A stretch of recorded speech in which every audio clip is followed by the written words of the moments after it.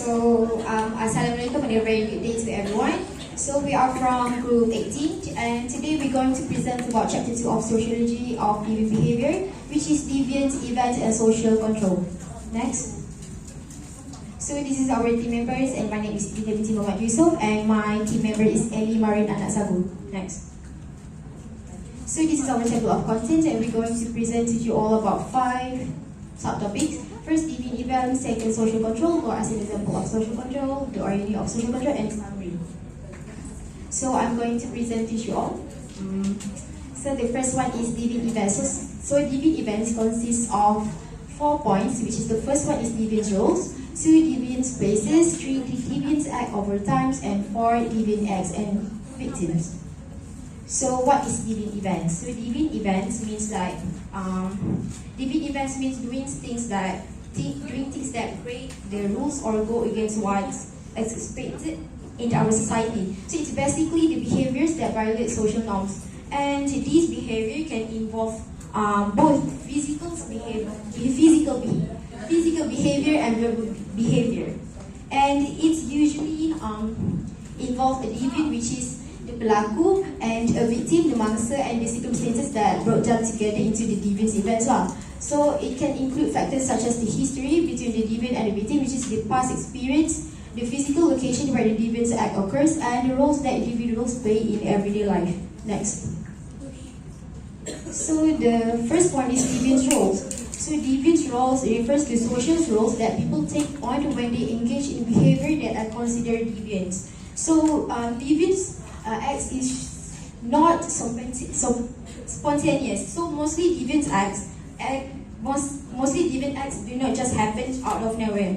They usually follow a process or a stage that develop gradually and usually occur in specific social situations. For example, like someone doing something a bit unexpected or different, and past experience, and individuals draw on their personal history to inform their actions in specific social contracts. So this past experience may include exposure to deviant behavior, traumatic events, or learned behavior that contribute to the adoption of the deviant roles. And the last one is immediate responses. Deviant roles are often characterized by immediate responses to situational cues. So individual may not consciously plan to assume a deviant roles, but in response to certain triggers or circumstances, then they adapt their behavior accordingly. Next.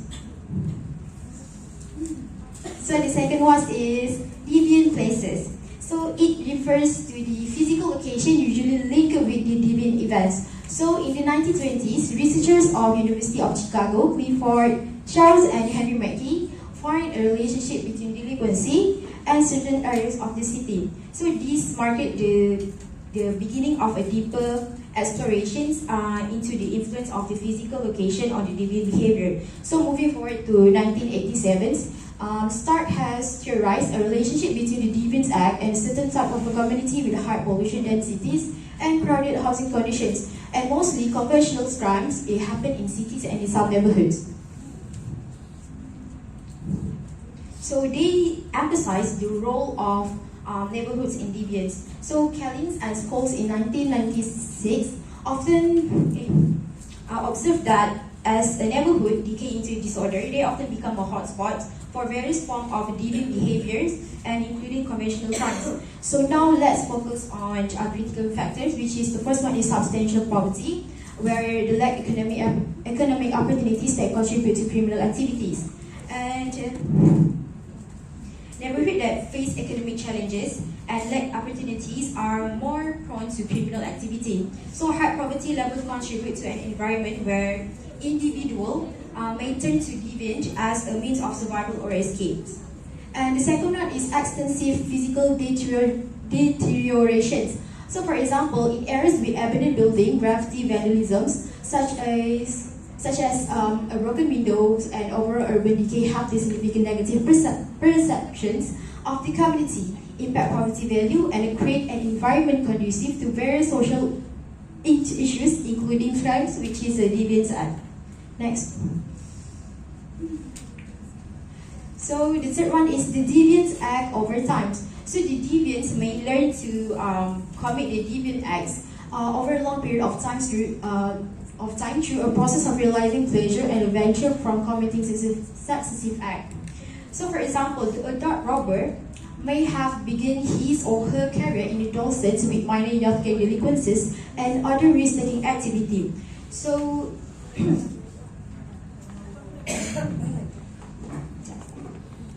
So to look at this example more is criminal careers often evolve from less severe acts to more serious offences, and the initial engagement in minor delinquencies can serve as a gateway, so gradually desensitizing individuals to deviant behavior and leading them to significant criminal activities. Now, consider another example from Trident in 1989. A member of the gay community may have engaged in homosexual activities only sporadically as a youngster, acquiring a homosexual identity only through later participations in the gay social environment. Next. So the deviant act of it. So one of the factors influencing the evaluations of deviant is risk-taking behavior. So some people that engage in risk-taking behavior like those stakes gambling, finding them financially and socially rewarding. Regular gamblers may begin seeking action for assignment, and as their involvement grows, they may fall into continuing spiral of gambling. And the second one is chronicle of deviance, so it's shaped by evolving behavior. So the fourth one is deviant acts and victims. So it is usually depends on individual past experience and responses of other in the immediate situations. So the deviant act often leads to unanticipated consequences. So it's often arise during deviant acts leading to unexpected outcome. So for example, like criminal homicide, something result due to the events that not initially anticipated, such as burglary turning fatal, macam rompak turning into pembunuhan, something like that. So the second one is perpetrators and victims. Crimes of violence often involve perpetrators and victims who know each other, especially in family violence. Criminal of violence, particularly in family settings, often involve perpetrators and victims who know each other. As highlighted by Race and Growth in 1993, the dynamic of violence can be complex, influenced by personal relationship and histories. And non-victim targeted the deviant acts. So not all deviant acts target specific individuals or property. So conditions associated with mental disorder, homosexuality, drug addictions, prostitution, and alcoholism may significantly impact others without direct harms. And the last one is significance of the deviant event. So deviant events gain significance by drawing attention to conditions defining deviance, not just the individual committing the act. So I'm going to pass to Ellie. Hai, Kak Mending. Before saya start, saya nak tanya, kenapa orang mematuhi peraturan dengan norma? Korang tahu tak?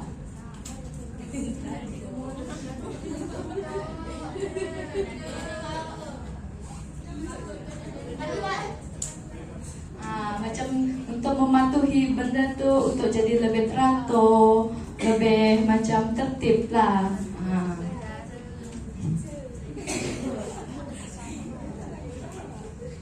Okay, my part is social control. Social control ni dalam bahasa Melayu dia adalah kawalan sosial.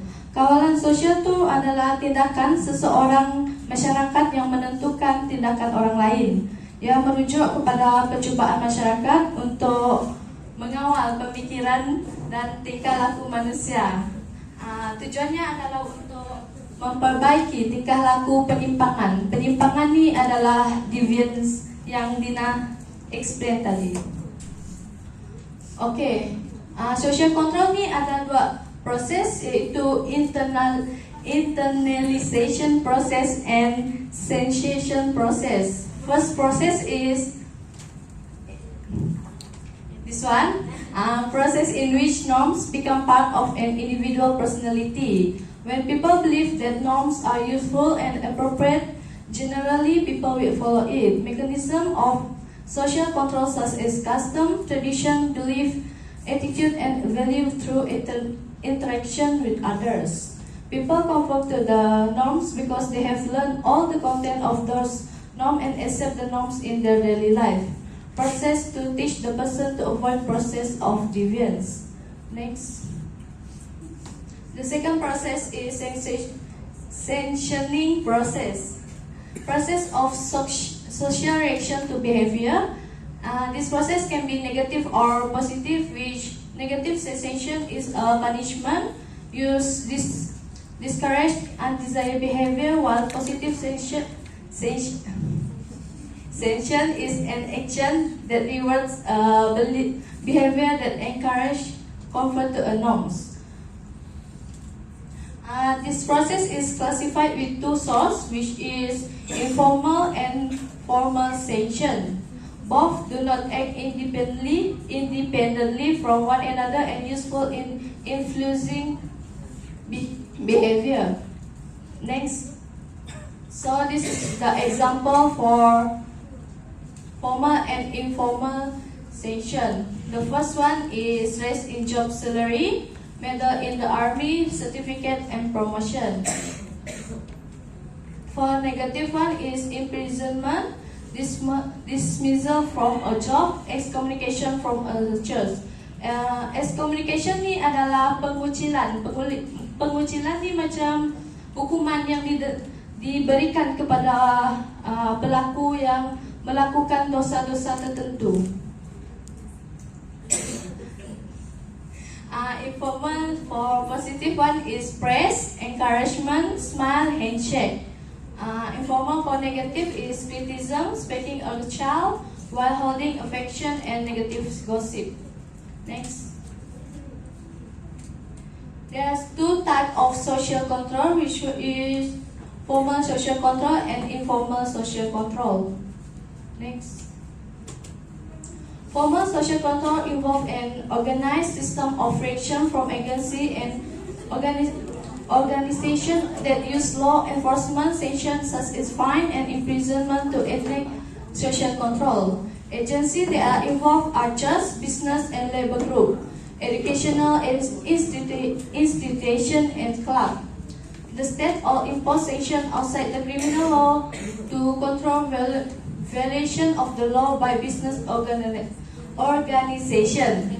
In the process of urbanization, society needs alternative form of control.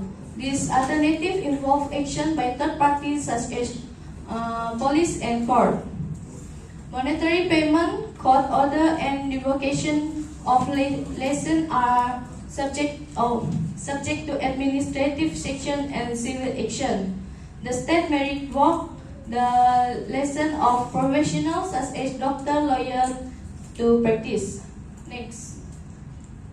So for informal social control, an informal sanction is an action to respond someone's behavior that may serve discourage non-conformity or encourage conformity to form, rule, and law. Informal sanction works effectively in small social group where everyone knows each other. Example for informal sanction is gossip and ridicule. Brisson 1992 found that Tuanga of Papua New Guinea used gossip to control the behavior of other tribal members. There is strong evidence that informal sanction are more effective than formal sanction, and formal sanction can be effective only if they are reinforced by informal sanction. Next. So I'm going to present more about law as an example of formal control. Law is not only omnipresent but also represent a formal system of social control. Omnipresent means like it's everywhere, dekat mana-mana je. So societal reflection in legal content. So law basically reflect the societal conditions. So it reflects how our societies the conditions.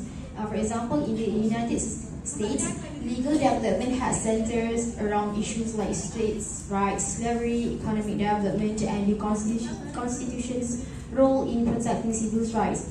So next, there are two major views of origins of law, which is the first one is consensus models and conflict models. Consensus model is reflecting a majority sentiment. Majority sentiment is basically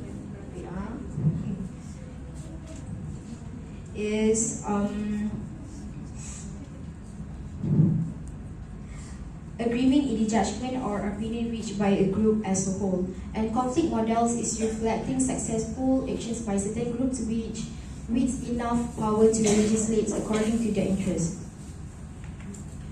And the next one is the evolution of law. Laws originate in government actions, and before formal articulation, society recognized certain acts as wrongs, so it's justifying the punishment. For example, like common law. An Anglo-Saxon tradition defining a law as a judicial precedent influenced the development of a formal state's law. So, judicial president, siapa tahu maksud dia? Judicial president. Tak apa. Judicial president means the process whereby the judge follow previously decided case where the facts are similar.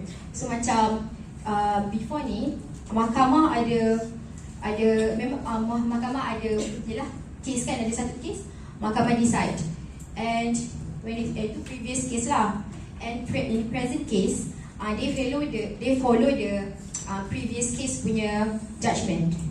Faham tak? Faham tak? Kalau tak faham, biar tepi. Okay.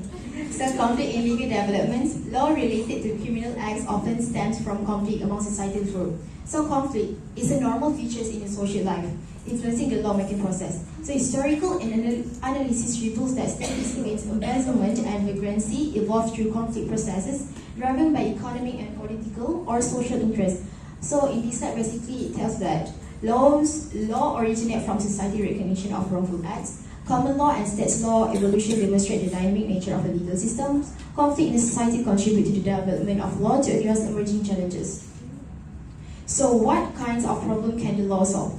So criminal law is a political product leading to disagreement on various aspects, include which act to prohibit, severity of a punishment, and police power. And controversies sparks political debates, court argument, and society discussions. And society recognized the complex relationship between criminal law and address problem. So the key question is, what problem can the law solve, and what problem can the law create? Next. So basically, law can benefit and harm society. And for example, enforcement of law against prostitution may involve aggressive tactics, raising ethical concerns. And according to MAUREEN and a case in 2006, the most effective law reflects social consensus that deems certain problems appropriate for legal interventions. However, in the absence of such agreement, the law is often an ineffective tool for social control. Even with consensus, some law may be unnecessary. For example, like case law of Iowa cases in March of 1996, the Iowa Senate unanimously passes a bill that will make illegal the physical abuse of a dead body. So requested by a family who witnessed a stranger inappropriately fondling their daughter's body in the day's mourners' funeral homes, outraged by what they consider a disgusting and sick act. One Iowa legislator said, from time to time, we find that even though the Iowa code is as large as it is, some individual has a way of finding the one niche it doesn't cover.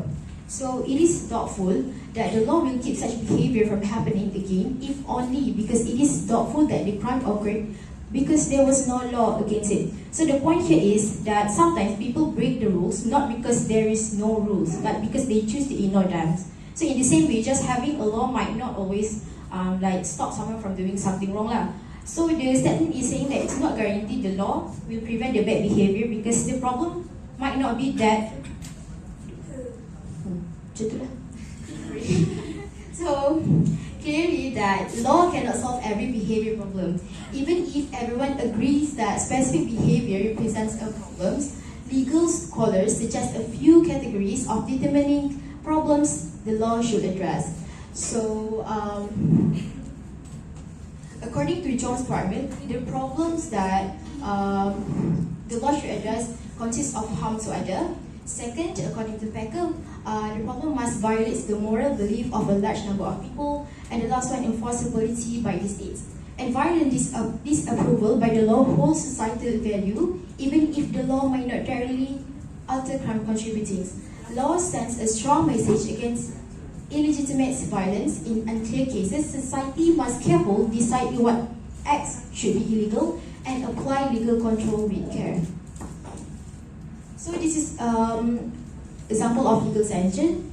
The first one is penalties are imposed for violating law. The second one is punishments come from various bodies of law, for example, the criminal law, and common regulatory sanctions, for example, injunction and fines for sanction of violations of criminal law, court or the community service, fine, incarcerations, execution, and imprisonment.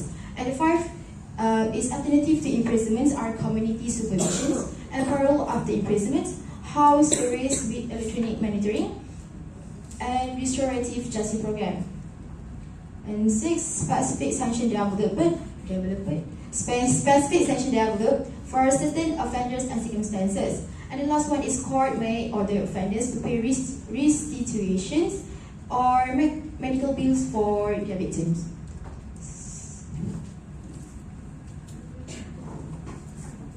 The last one is the irony of social control. Next. Irony occurs when the outcome of social control measure differs from expectation. Under certain circumstances, social control measure may unintentionally intensify or reinforce deviant acts. For example, drug treatment program. The person may come to continue association with other addicts. Contact with social control agents may enhance feeling of differentness, leading individuals to accept deviant subculture as natural.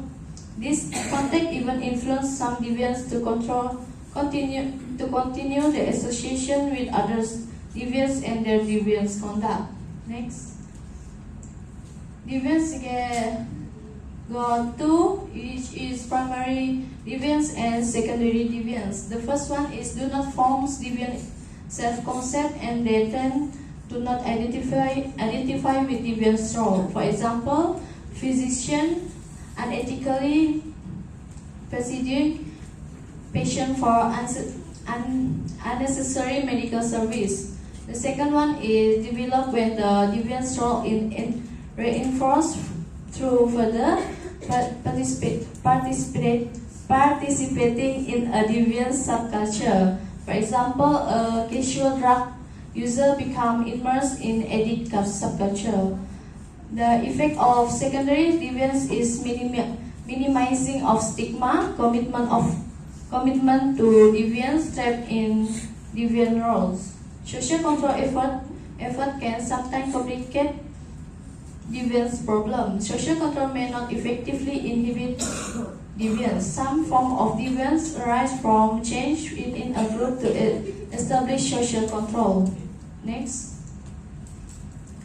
So the summary is deviance is based on an adherence and valence of norms. Norms make social life possible by making behavior predictable. Without norms, social cause would exist. Consequently, all human groups develop a system of social control which involve formal and informal means of enforcing norms. Those who violate these norms face the danger of being labeled as deviant. Violator will experience negative sanction if they violate norm, while members of society who conform to societal norms will receive positive sanction. Law is an example of a formal mechanism of social control. This law applies to everyone in a political jurisdiction, and violation often provoke severe sanction. Members of society sometimes disagree about what should be against the law. In those cases, the law usually cannot supply effective social control. Sociology has different perspective on why people value norms when they look at social factor beyond the individual. Next. So,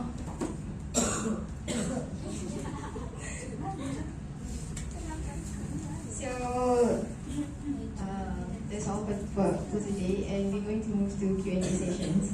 So, any questions?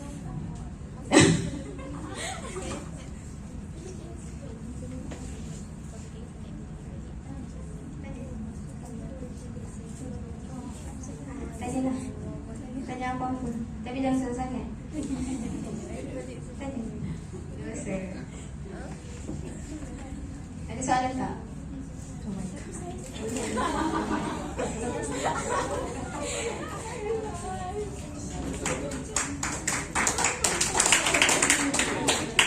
So I have a question. So I have a question about deviant roles. So it was mentioned here that one of the things that cause someone to play the role in deviant is immediate responses.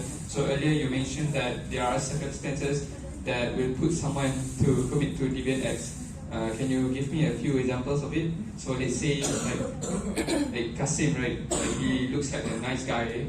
He looks very proper, very earnest to study. Yeah. So what do you think? What kind of situation would put him to commit deviant acts? So, immediate responses. I give you one example. For example, like kita dalam kelas ni, kita tengah main game kan? Let's say lah, kita tengah main game. And then someone break the rules. And then, saya lah contoh saya marah. Saya marah, saya tumpuk dia. Sebab dia break the rules. Standard adalah immediate responses. Faham tak? Okay, thank you. Another questions? Anything? Tadi ke? Kalau tadi kita orang tanya soalan. Tanya soalan? Okay. My question is very simple. So give me 4 points that are displayed in deviant events. Anyone? Number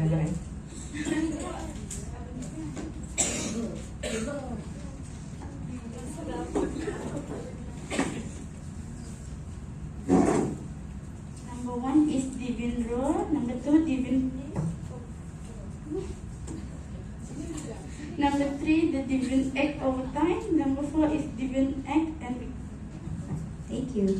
Betul. So my question is, give 2 examples of process of social control and give 1 example for each process.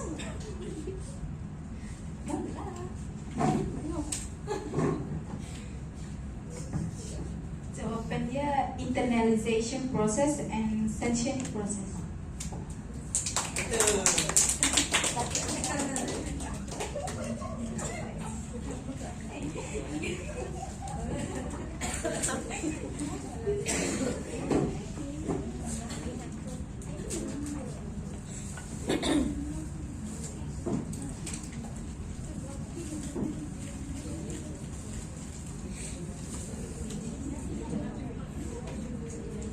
So give me 2 examples of legal sanction.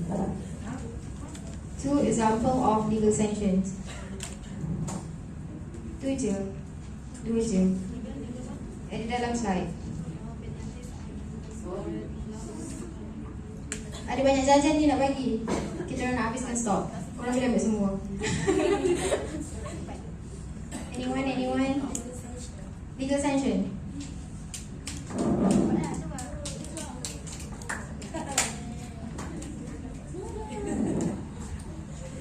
The first one is penalties are imposed for violating laws. The second one is common regulatory sanctions, injunction and fines. Thank you. So that's all from us. Thank you. Apa-apa soalan boleh tanya, okay?